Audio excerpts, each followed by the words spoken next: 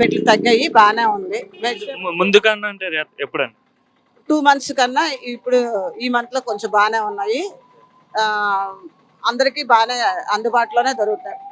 కాకపోతే ఆనియన్స్ చాలా ఎక్కువ కాస్ట్ ఉన్నాయి.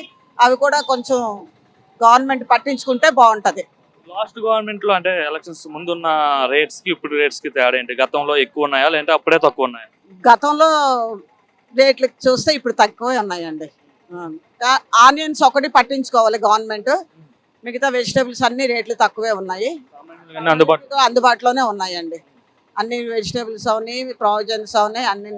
నా విన్నపం ఏంటంటే ఆనియన్స్ చూసుకుంటే బాగుంటది. ఎల్లుల్లిపాయలు, ఆ తర్వాత ఉల్లిపాయలు, అదే అవి కొంచెం చూసుకుంటే చాలు. మిగతావన్నీ బాగా గవర్నమెంట్ వర్కింగ్ ఎలా ఉందంటారు? Not bad. లాస్ట్ గవర్నమెంట్ అంటే ఎట్లా ఉందంట? లాస్ట్ గవర్నమెంట్ కి కొంచెం ఇంప్రూవ్మెంట్ ఉందని అనుకుంటున్నాం. అంతే. డెవలప్మెంట్ సెక్టర్ చూసుకుంటే డెవలప్మెంట్ అవుతుందంటారు ఈసారి? డెవలప్మెంట్ అవుతుందనే మేము అనుకుంటున్నాం అండి. ఎందుకంటే మన చంద్రబాబు గారు కాబట్టి డెవలప్మెంట్స్ కోసం ఎదురు చూస్తున్నాం.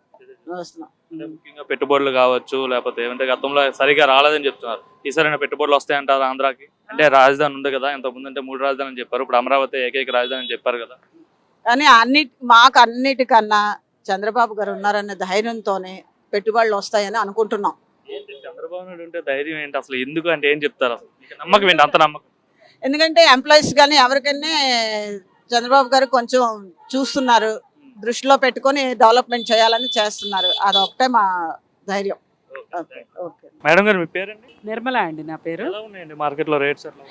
ఇప్పుడు కొంచెం పర్వాలేదండి, ఇదివరకు బాగా ఎక్కువగా అనిపించాయి. కాకపోతే కొన్ని మాత్రం కాస్త రేట్లు హైగానే ఉన్నాయి. కాకపోతే ఒకటి మెయిన్ ఏంటంటే చేంజ్ లేకుండా రౌండ్ అప్ చేసేసి ఇస్తున్నారు. అదొకటి మాత్రం కంట్రోల్ చేయలేకపోతున్నారు.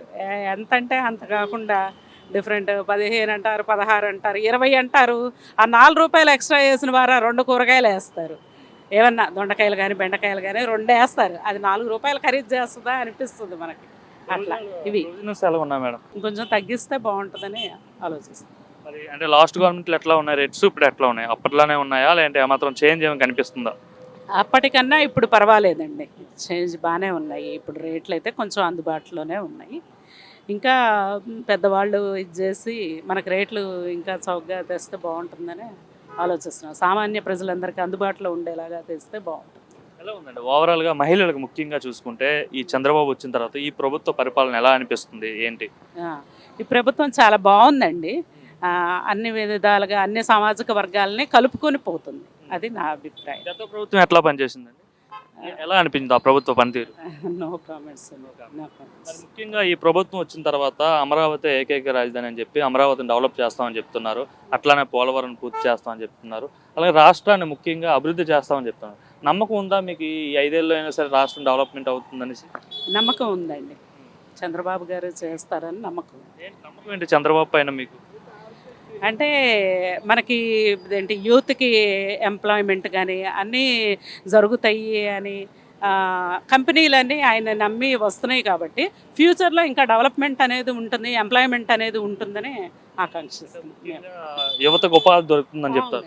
అవునండి, మన ఫ్యూచర్ కూడా మన పిల్లల నెక్స్ట్ జనరేషన్ కూడా బాగుంటుందని మేము అనుకుంటున్నాం. బయట రాష్ట్రాలకు వెళ్లకుండా మన రాష్ట్రంలోనే ఉపాధి దొరికితే, అది ఎంప్లాయ్మెంట్ అనేది దొరికితే చాలా యూస్ఫుల్ కదా. తల్లిదండ్రులు దగ్గరే ఉంటారు పిల్లలు కూడా, అది చాలా గొప్ప చేంజ్ అనుకుంటున్నాం.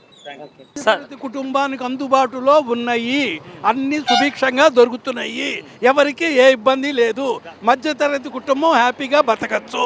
గతంలో ఎట్లా ఉండేవండి? గతంలో సంగతి నాకు ఇప్పుడు అవసరం, వర్తమానం అవసరం. చంద్రబాబు నాయుడు జిందాబాద్.